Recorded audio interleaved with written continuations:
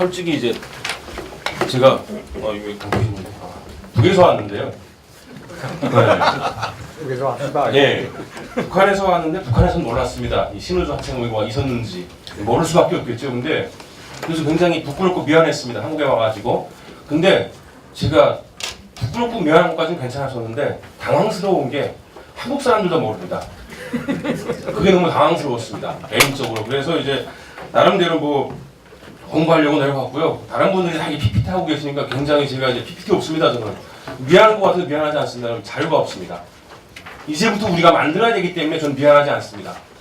이렇게 말씀을 드리면서 일단 여기 계시는 분들 중에도 모르는 분들이 있을 것 같아가지고 우선 이제 신우주 학생의 반공 학생회가 어떻게 일어나고 어떻게 진행이 됐는지 간략하게 설명을 드리면서 이제 말씀을 드리겠습니다. 일단 이거는 개인적으로 제가 우리 할머니한테 들었던 소리인데요. 처음에 러시아군이 들어왔을 때 거의 마적대였답니다.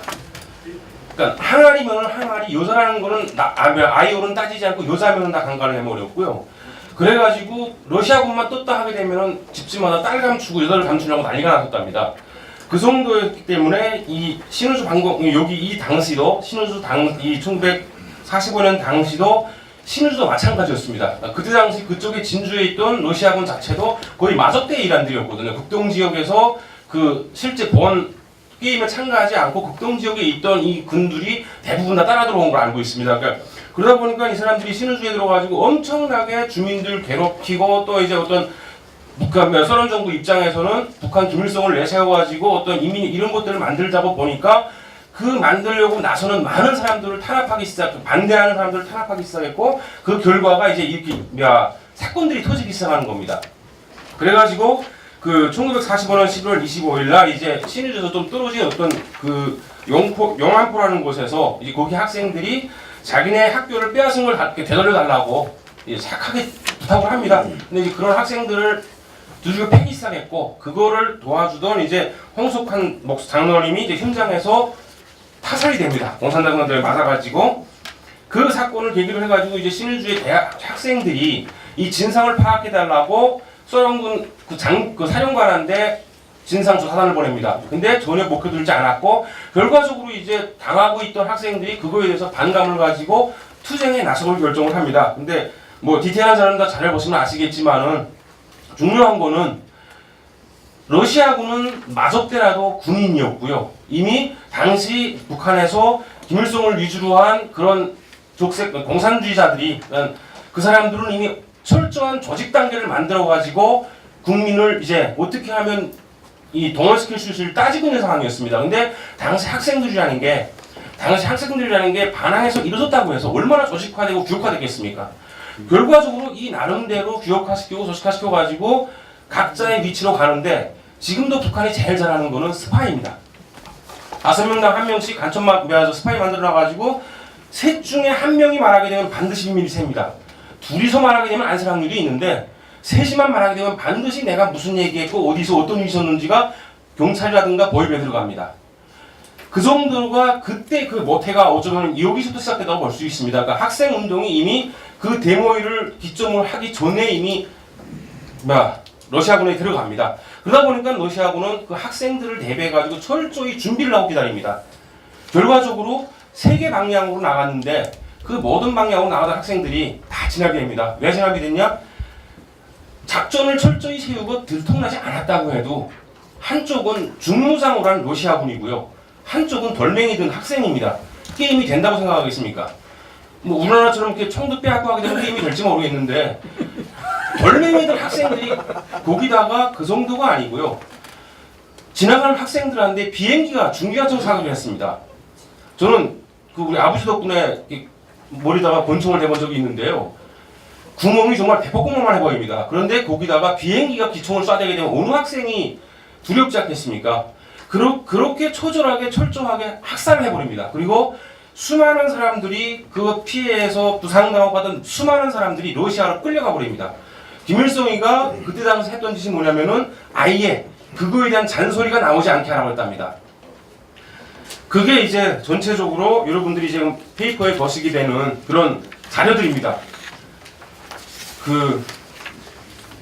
제가 이제 그렇다고 해서 이제 그러니까 그 사람들의 그런 의도가 그냥 그걸로 끝났냐? 저는 그렇게 생각하지 않습니다. 그 신우수 반공 학생 의거가 일어난 다음에 북한에서는 수없이 많은 그들의 뜻을 이룬 수없이 많은 의거가 일어났습니다. 투쟁이 일어났고 그리고 지금 이 시각에도 일어나고 있습니다.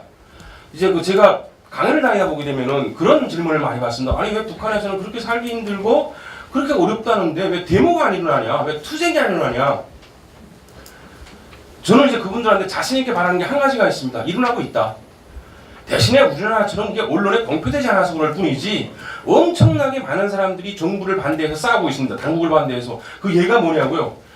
우리가 간단하게 지금 북한 정치범 수용소에 수용되어 있는 게 한 20만이라고 말합니다.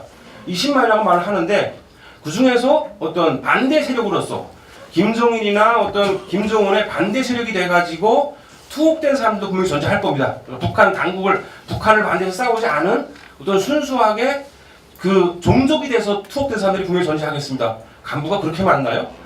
그게 다 해봤자 제가 보기에는 3만이 안 된다고 봅니다. 그러면 나머지 17만은 뭐 하는 사람들일까요? 왜 거기다 쳐놓았을까요? 제가 봐서 자신있게 말할 수 있는 건 그 17만이 바로 북한의 민주화를 위해서 싸우던 사람들입니다. 그렇지 않고 놓을 일 없잖아요. 심심해서 놓아요. 그리고 여기 계시는지는 모르겠는데 그 외에도 우리 이제 여기 도명학 대표님이라도 계시는지는 모르겠는데 그분 같은 경우에는 글로써 북한 정부를 반대해서 싸우다가 여기까지 온 거고요. 뭐 저 같은 경우에도 저는 뭐 민주화나 이거보다는 이제 진정한 공산주의 사랑을 만들고 싶었습니다. 그러니까 뭐 아까 그 공산주의가 나왔는데 저는 북한에 있을 때 공산주의만이 진정한 이상사회인 줄 알았습니다. 왜? 배운 게 그밖에 없었으니까요. 제가 자유민주주의라는 게 있으면 알았으면 그걸로 했을 텐데 이제 제가 배운 게 공산주의만이 이제 어떤 진정한 사회였어요. 그래서 저는 개인적으로 진정한 공산주의 사회를 만들고 싶어가지고 그 어떤 반대를 했습니다. 반대를 해서 뭐 싸움도 했고 좀 마지막에 이제 그 선거장 투표 선거장을 이제 그 파괴시키는 바람에 이제 김정일 동무께서 이제 반드시 잡으라는 명령에 의해서 잡히셔가지고 여기까지 왔는데요. 저는 이렇게 뭐 정말 흥분을 좀 많이 했는데 아니면 제가 이런 자리 처음 서와서 흥분을 하는지는 모르겠는데 개인적으로 제가 딸을 키웁니다. 딸을 키우는데 그 이런 문제들이 불거져가지고 제가 딸 교과서를 읽기 시작했어요. 갑자기. 그러면서 이제 한참 읽다 보니까 어떤 생각이 드냐면요. 내가 북한에서 배운 게 다 옳긴 옳았구나 생각이 들었어요. 그러니까 이게 교과서가 아주 묘하게, 그러니까 그냥 봤을 때는 틀린 점 별로 없는 것 같습니다. 근데 그걸 쭉 읽다 보게 되면은 이게 북한은 진정한 그 국가고 대한민국은 이게 어떻게 어쩌다 보니까 생긴 이제 이상한 국가가 돼버리는 거예요. 근데 제가 정말로 속상한 거는 우리 딸들도 내가 아무리 말을 해도 선생님 말을 더 듣더라고요. 그게 정말 너무 속상하고 가슴이 아팠고 그리고 이제 그 이런 말씀을 드리면서 또 하고 싶은 말은 뭐냐면은 어쩌면은 북한 민주화를 막은 가장 큰 이유는 저는 햇빛 정책이라고 봅니다. 왜냐면은요 1990년대 초반 들어서면서 북한은 식량난으로 해가지고 엄청나게 써들렸어요. 그러니까 이게 사람들이 배 굶다 보니까 어떤 일이 벌어지냐면은 아유 이래도 죽고 저래도 죽는데 한번 해보자라는 반항심들이 나오기 시작했어요. 그리고 거기서 선각자들이 나타나기 시작하면서 여기저기서 다양한 일들이 벌어졌습니다. 가장 크게는 1990년 초반 들어서면서 생활총알 노트를 엄청나게 빼앗아갔어요. 돌려줍니다. 돌려주는데 왜 가져갔냐면은요.